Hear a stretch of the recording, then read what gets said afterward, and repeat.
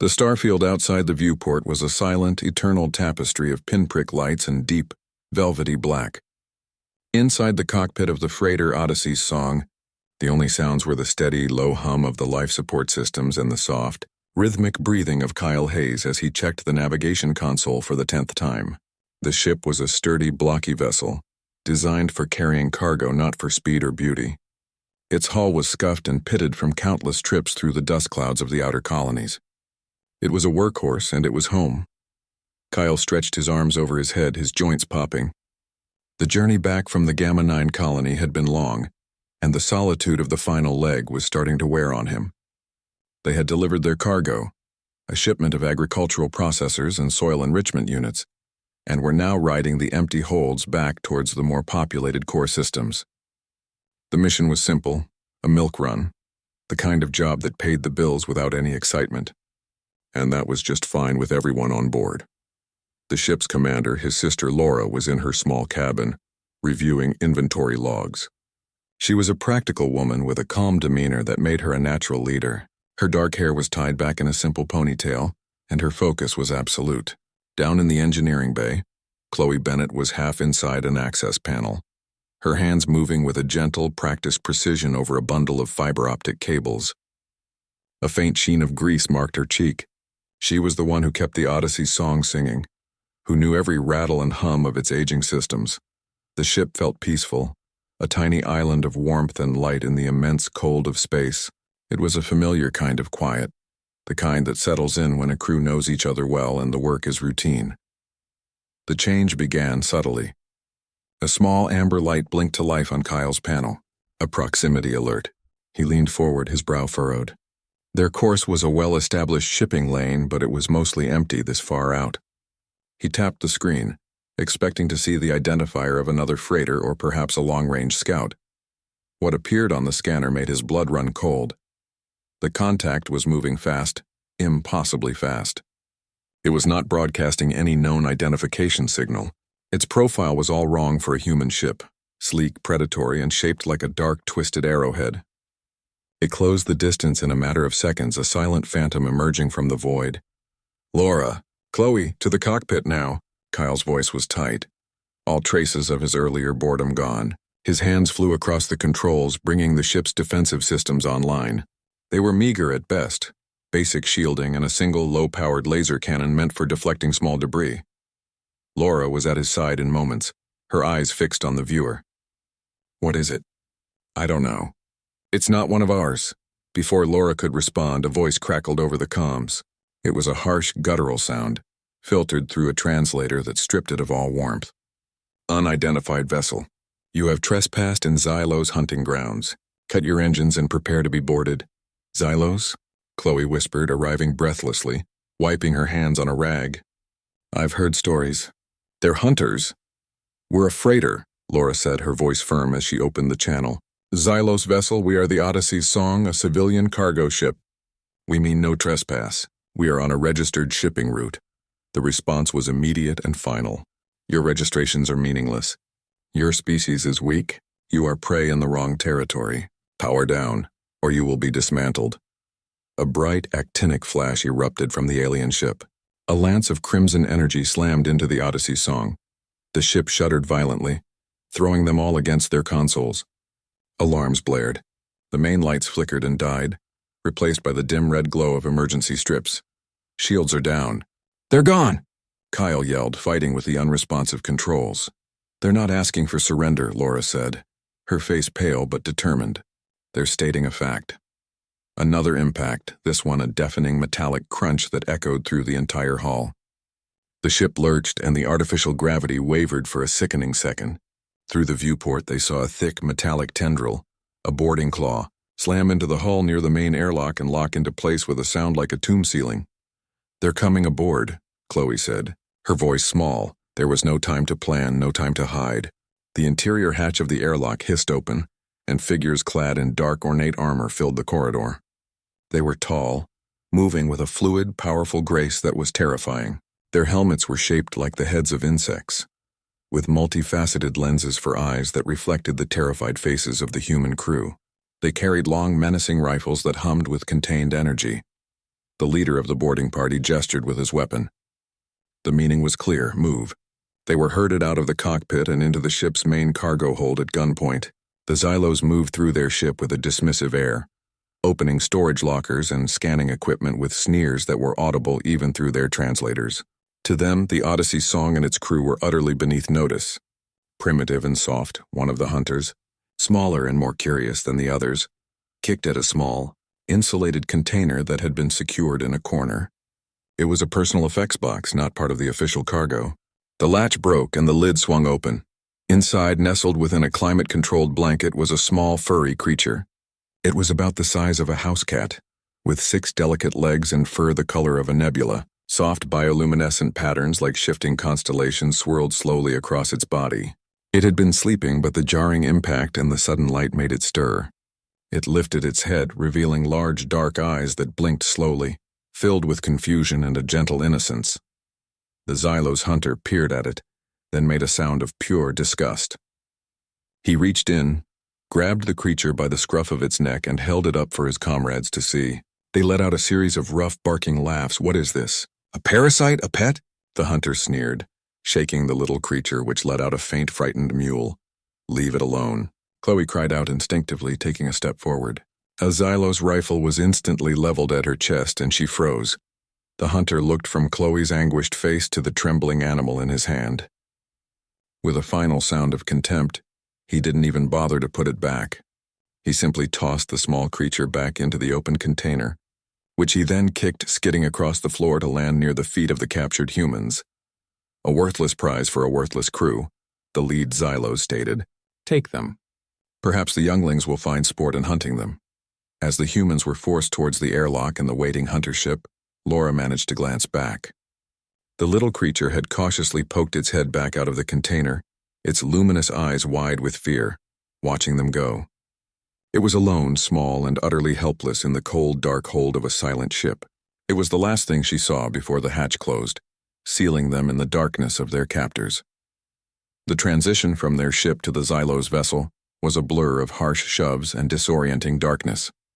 The air in the hunter ship was different, thin, cold, and carrying a sharp metallic scent that stung the back of the throat. The lighting was a dim, reddish glow, casting long, menacing shadows down the stark gray corridors. The humans were pushed into a small, featureless room. The door, a solid slab of metal, slid shut behind them with a deep final clang, leaving them in a silence that felt heavier than the dark. For a long moment, no one spoke. Laura leaned against the cold wall, her shoulders slumped. Kyle paced the small space like a caged animal, his fists clenching and unclenching.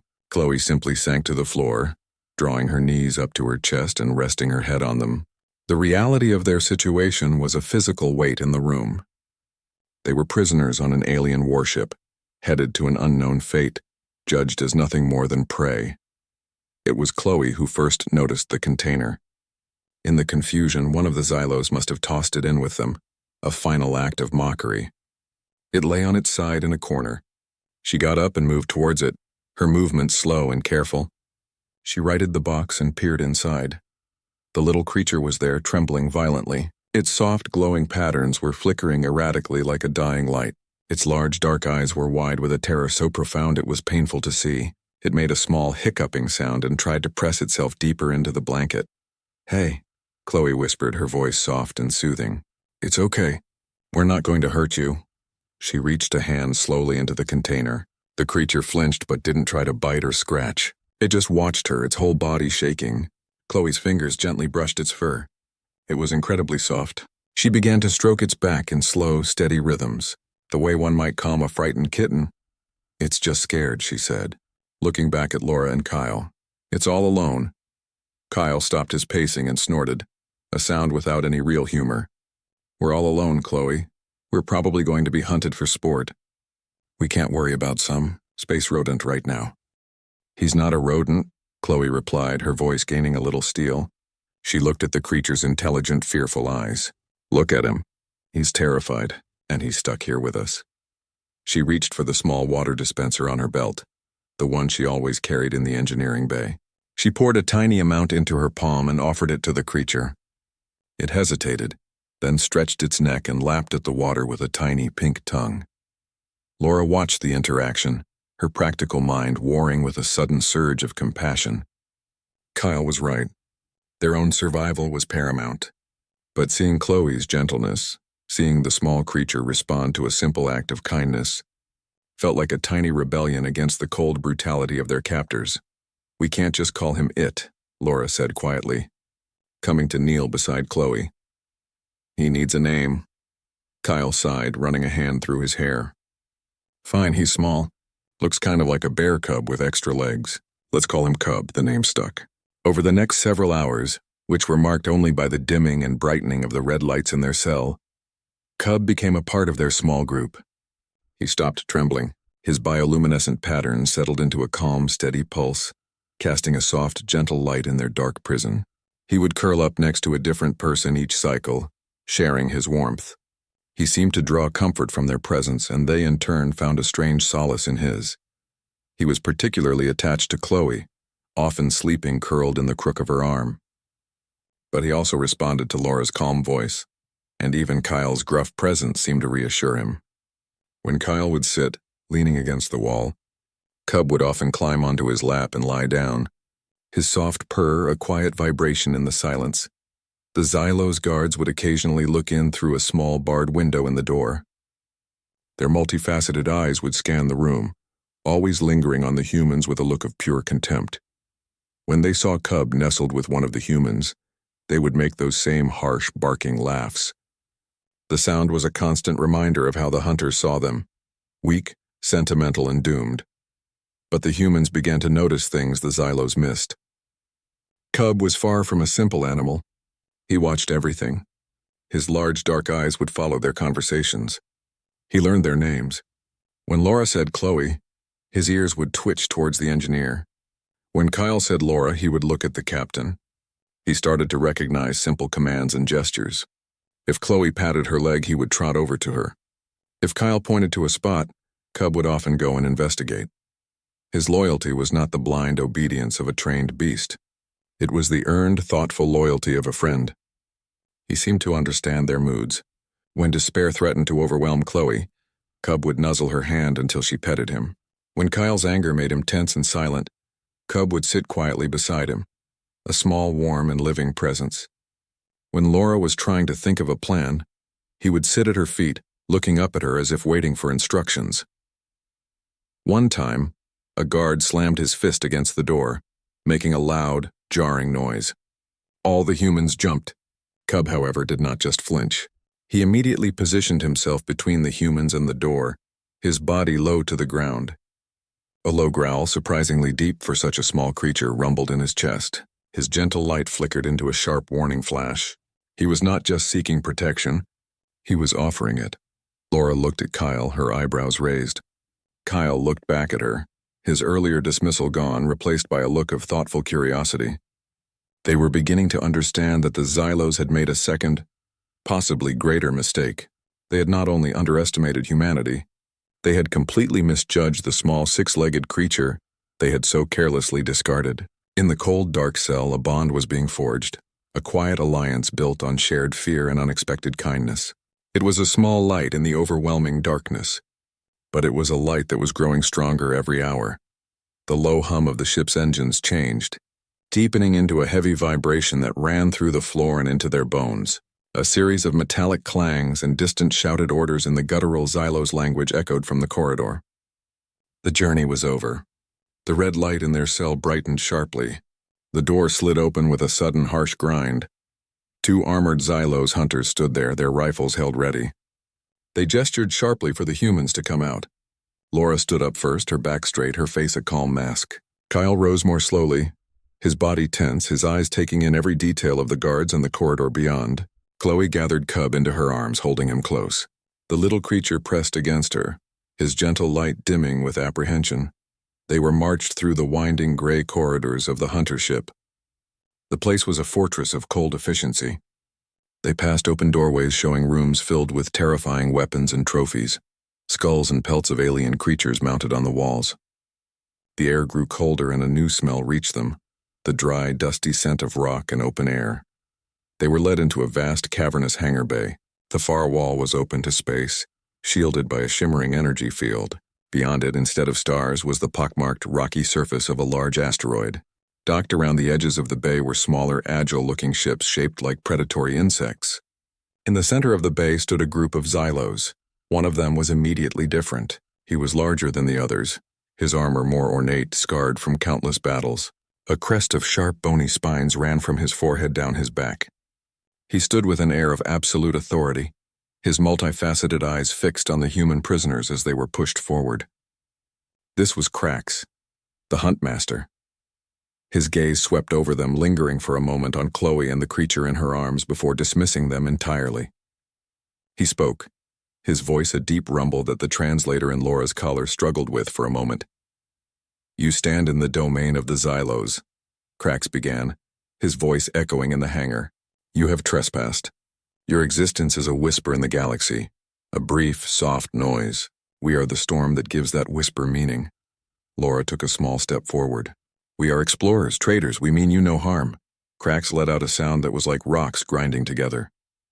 A laugh. "Explorers? You drift in your fragile shells.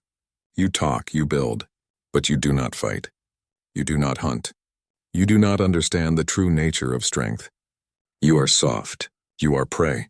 He gestured to the younger Xylos gathered around him. They were slimmer, their armor less scarred, but their eyes held the same cold fire. "These are our new blood. They must learn the hunt. They must feel the thrill of the chase, the satisfaction of the kill. You will be their lesson." Kyle's hands clenched into fists at his sides. "You're going to hunt us? For practice?" "For sport," Krax corrected as if it were the most obvious thing in the world. "It is an honor. Your lives will serve a purpose, giving our young ones their first taste of worthy game." He said the word worthy with a clear note of sarcasm. As he finished speaking, a younger hunter, eager to impress, stepped forward. His eyes fell on the bundle of fur in Chloe's arms. He pointed a clawed finger. "That creature, it is a contaminant, a pest from your ship. It does not deserve to draw breath." He strode towards Chloe, his intent clear. "No," Chloe cried, turning her body away, shielding Cub with her own. The young hunter was strong. He grabbed her arm and yanked her around. With his other hand, he reached for Cub. Everything seemed to slow down. The little creature, who had been trembling in fear, suddenly changed. As the hunter's claws closed around him, Cub's head snapped up. His large eyes were no longer fearful, but held a fierce, blazing light. He let out a sound, a sharp, high-pitched shriek that was painful to hear. At the same time, his body erupted in a flash of light so pure and so bright it was like a small star going off in the hangar bay. The Xylos hunters, including Krax, recoiled, their sensitive eyes overwhelmed. The young hunter who held Cub cried out, releasing his grip and stumbling back, clawing at his helmeted face. Chloe, momentarily blinded herself, felt Cub drop back into her arms. The intense light faded as quickly as it had come, leaving behind purple spots in everyone's vision. In the stunned silence, Cub scrambled up Chloe's jacket and onto her shoulder, his fur bristling. He let out a low, continuous growl towards the Xylos, his body pulsing with a rapid, angry light. The moment passed. The Xylos guards recovered, leveling their rifles again. The young hunter who had been blinded was now furious, hissing and spitting curses. But Krax raised a hand, silencing him. The Huntmaster stared at Cub, then at the humans. His expression was unreadable. He had seen a flash, a trick of the light, a final, pathetic act of defiance from a worthless animal. It was nothing. It changed nothing. He made a dismissive gesture. "Enough, this petty drama is a waste of time. Their spirit is broken. They cling to vermin for comfort." He turned to his hunters. "Take them to the dropship. Prepare for the hunt." As the guards shoved them towards one of the smaller ships, Laura looked back. Krax was already turning away, his attention on his young hunters, giving them final instructions. He had not seen what she had seen. He had not seen the intelligence in Cub's eyes in that moment, the calculated defense. He saw only what he wanted to see, weak prey acting out of desperation. But as she was pushed into the dark, cold interior of the dropship, Laura felt a new emotion mixing with her fear. It was a small, hard spark of hope. The Xylos thought they knew everything about strength. They thought they had measured them and found them wanting. But they had made a mistake. They had ignored the Cub. And in doing so, they had missed the only thing in the room that had truly shown them power. The dropship ejected them onto the hunter's moon with a violent shudder, its doors snapping shut before it soared back into the bruised purple sky. The humans found themselves standing in a jungle of towering, twisted trees with bark like black iron. The air was thick and humid, filled with the chittering of unseen insects and the distant, haunting calls of alien life. The ground was a soft carpet of decaying leaves and strange phosphorescent fungi. For a moment, they just stood there, listening to the silence left by the ship's departure. It was a heavy, waiting silence. "Okay," Laura said, her voice low but firm. "We're not just going to wait for them, we move. Kyle, you have the most survival training. Lead the way." Kyle nodded, his eyes scanning the dense foliage. "We need to find high ground. Get a lay of the land and water. Follow me." They moved as quickly and quietly as they could, the spongy ground muffling their steps. The jungle was a maze of thick vines and sharp thorns. Every shadow seemed to hide a threat. After only 10 minutes of pushing through the undergrowth, they heard it, the distant rising whine of an approaching engine. "Down," Kyle hissed. They dropped behind the thick roots of a massive tree. A small one-man Xylo skimmer buzzed overhead, its searchlight cutting a swath through the canopy. It hovered for a moment, then moved on. "They're already here," Chloe whispered, her arms tightening around Cub. The little creature was perched on her shoulder, perfectly still. His head was swiveling, his large dark eyes taking in everything. His bioluminescent patterns had faded to a near-invisible glow. They continued, Kyle setting a punishing pace. He found a narrow, fast-moving stream and they followed it, drinking thirstily. Cub hopped down from Chloe's shoulder, lapped at the water, and then immediately tensed. He looked up towards a thicket of spined bushes and let out a soft, almost inaudible chuff. His fur darkened to a deep, shadowy gray. Kyle held up a fist, signaling them to stop. He peered into the thicket. A moment later, a Xylos hunter emerged from the other side, his rifle sweeping the area. He hadn't seen them. He moved past, following the stream downhill. Laura looked at Cub, then at Kyle, her eyes wide. Kyle just gave a slow, impressed nod. From that moment on, they watched Cub constantly. He became their early warning system. When his light pulsed in a slow, steady rhythm, the path was clear. When it flickered rapidly and his body went still, danger was near. He would guide them, not with sounds, but with subtle shifts in his posture. He'd turn his head towards a safe path or flatten his ears and stare in the direction of the hunters. He led them to a hidden cave behind a waterfall, where they could catch their breath. He nosed at a patch of tuber-like roots that Chloe, after a cautious test, confirmed were edible. He was more than a pet. He was a member of the team, his innate understanding of the wild keeping them one step ahead of their pursuers. But their luck couldn't hold forever. They were moving through a narrow canyon, its walls streaked with mineral deposits, when they walked right into an ambush. 3 Xylos hunters dropped from the cliffs above, blocking the path ahead and behind. They were surrounded. "Run!" Laura yelled, but there was nowhere to go. The lead hunter raised his plasma rifle, aiming directly at Kyle's chest. He was smiling, a cruel, sharp-toothed expression. This was the end of the game. Before the hunter could pull the trigger, a blur of fur and light shot through the air. Cub, with a snarl that ripped through the canyon, launched himself from a rock. He latched onto the hunter's arm, his small claws digging deep into the armor's joints. The hunter roared in surprise and pain, his shot going wide, searing a black mark into the canyon wall. The distraction was all Kyle needed. He lunged forward, grabbing the barrel of the rifle and wrestling it from the stunned alien's grip. He swung the heavy weapon like a club, knocking the hunter to the ground. The other 2 Xylos hesitated for a split second, shocked by the ferocity of the small creature. It was enough. Laura and Chloe grabbed rocks, yelling, creating a chaotic distraction. The hunters, confused by the sudden, unpredictable fight, fell back, dragging their stunned comrade with them. The humans didn't wait. They turned and ran deeper into the canyon, not stopping until their lungs burned. They collapsed in a small hollow, gasping for air. Cub trotted over to Kyle, who was still holding the alien rifle. He looked up at the man and made a soft, questioning sound. Kyle looked down at the small creature, his tough exterior finally cracking. He knelt, and for the first time he gently scratched Cub behind the ears. You crazy little thing," he breathed. "You saved my life," Cub purred, leaning into the touch. They had no time to rest. The sound of more engines echoed down the canyon. They were being herded. The canyon narrowed further, ending in a high, sheer rock face. A dead end. They were trapped. Turning around, they saw the huntmaster, Krax, and a half-dozen of his best hunters walking slowly towards them. There was no escape this time. The Xylos spread out, their rifles raised. The hunt was over. Krax stepped forward, his weapon pointed at Laura. "A mildly entertaining chase," he rumbled. "But all games must end." It was then that Cub did something new. He did not growl or flash. He did not try to attack.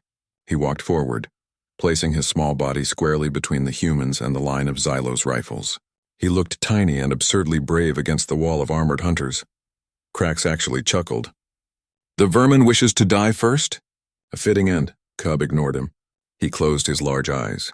A low hum, like a plucked string on a massive instrument, began to emanate from his small body. The gentle light under his fur began to brighten, not in a flash, but in a steady, intensifying glow. It grew brighter and brighter until his fur seemed to be made of pure white light. Then it happened. The air in front of him shimmered, like heat rising from desert sand. The shimmer solidified, coalescing into a perfect, semi-transparent dome of energy that enveloped the three humans. It glowed with the same soft, steady light as Cub's fur. Krax fired his rifle. The bolt of plasma, which should have vaporized Laura, struck the energy dome and dissipated with a fizzling crackle, leaving no mark. A stunned silence fell over the canyon. The other hunters stared, their weapons lowering in disbelief. Krax fired again and again. The shield held firm. He signaled his hunters, and a volley of plasma fire slammed into the dome. The air filled with the smell of ozone and the sound of fizzling energy, but the shield did not waver. Inside, the humans were safe. The little creature, the worthless prize, the vermin, stood his ground. His body was the source of the shield, his loyalty the power that sustained it. He had not just been their guide, he had been their shield all along, and now in their final moment he had chosen to reveal his true nature. The Cub's loyalty was not a weakness. It was an impenetrable wall. The canyon was silent except for the faint, persistent hum coming from Cub. The dome of soft light pulsed gently, a perfect, unbreakable barrier between the humans and their hunters. The Xylos had stopped firing. They stood in a loose semicircle, their weapons now held loosely at their sides. They were confused. This was not in their understanding of the universe. This was not a technology they could analyze or a strength they could measure. It was something entirely different. Huntmaster Krax took a slow, heavy step forward. He ignored Laura, Kyle, and Chloe. His multifaceted eyes were fixed solely on the small, glowing creature that was the source of the impossible shield. He saw the focused intensity in Cub's posture, the way the little being's entire existence was channeled into maintaining the protective field. This was not a machine. This was a living defense, a natural power born from loyalty. His entire life, Krax had been taught one truth. The galaxy was a brutal arena. Strength was measured in firepower, in speed, in the sharpness of your claws. Compassion was a flaw. Attachment was a chain that dragged you down. He had looked at the humans and seen only these flaws. They cared for each other. They had protected the weak. He had seen it as their greatest weakness. Now he saw that very weakness made manifest as the strongest shield he had ever encountered. That compassion, that willingness to protect had been returned to them 1,000-fold. They had not conquered this creature. They had not trained it with pain or rewards. They had earned its devotion through simple kindness, and that devotion was now saving their lives. He slowly, deliberately lowered his rifle. The gesture was one of profound shock. He looked from Cub to the humans standing safe inside the dome. Laura met his gaze, her hand resting gently on Cub's head. The little creature leaned into her touch, but the shield did not falter. "You hunt to prove you are strong," Laura said, her voice clear and steady in the quiet canyon. It was not a shout, but a simple statement. "We protect to prove we are worthy. That is our strength." As she spoke, the energy dome seemed to pulse brighter, as if giving physical form to her words. Krax looked at his own hunters, at their confused and uncertain faces. He looked at the young ones who were supposed to learn about strength today. They were learning a lesson, but it was not the one he had planned. He saw the truth now. To hunt these beings was not a sport. It was a sacrilege. It was an attack on a force his people did not comprehend. How could you hunt a species that could inspire such power? Their weakness was a weapon his people could never wield. He raised a clenched fist into the air, the Xylos signal for a full retreat. He did not look at the humans again. He turned and walked away, his movements slow and heavy as if carrying a great weight. His hunters, after a moment of stunned hesitation, fell into line behind him. They retrieved their stunned comrade and disappeared back down the canyon. The sound of their engine soon fading into the distance.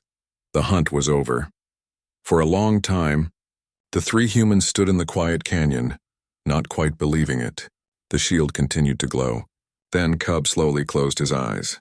The hum faded, and the dome of light dissolved into tiny sparkling motes that vanished on the air. The little creature swayed on his feet, exhausted by the immense effort. Chloe quickly scooped him up, cradling him gently. He nuzzled against her, his light dim but steady, and fell into an immediate deep sleep. "They're really gone," Kyle whispered, his voice full of awe. He looked at the sleeping cub in Chloe's arms. He saved us." "He did," Laura said, a tired but real smile touching her lips for the first time in days. "And he showed them what we are." They did not have to wait long. Within hours, a different ship descended into the canyon. It was not a Xylos hunter, but a sleek gray vessel with the familiar lines of a human patrol ship, the Endeavor's Spirit. It landed gently and a ramp extended.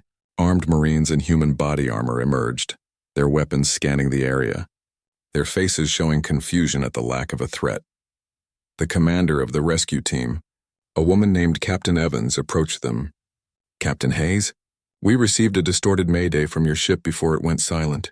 We tracked you here. We expected a fight." Laura looked down at the sleeping cub in Chloe's arms. "There was a change of plans," she said softly.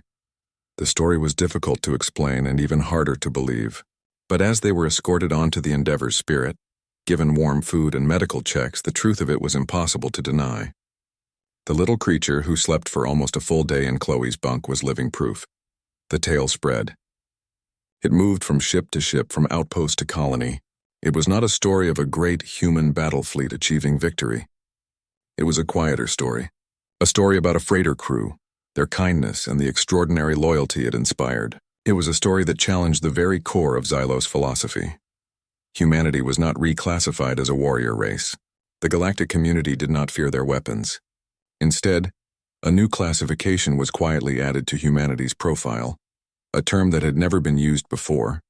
They were deemed untouchable. It was not a rating of their military power, but a warning about their profound and unpredictable nature. They could turn the smallest, most innocent being into an unbreakable shield. They could forge alliances not through fear, but through friendship. Their strength was not in their claws, but in their hearts. Back on the Endeavor's Spirit as it carried them home, life settled into a new routine. Cub, fully recovered, was a constant presence. He would sit on the bridge next to Laura as she spoke with command, or follow Kyle through the corridors, or curl up in the engineering bay with Chloe while she worked. He was not a pet. He was not a weapon. He was family. He was a living reminder that in the vast cold darkness of space, the warm light of loyalty was the strongest shield of all. And as he sat contentedly in Chloe's lap, purring as she stroked his fur, his gentle light pulsed in a soft, steady rhythm, a tiny beacon of the bond that had saved them all.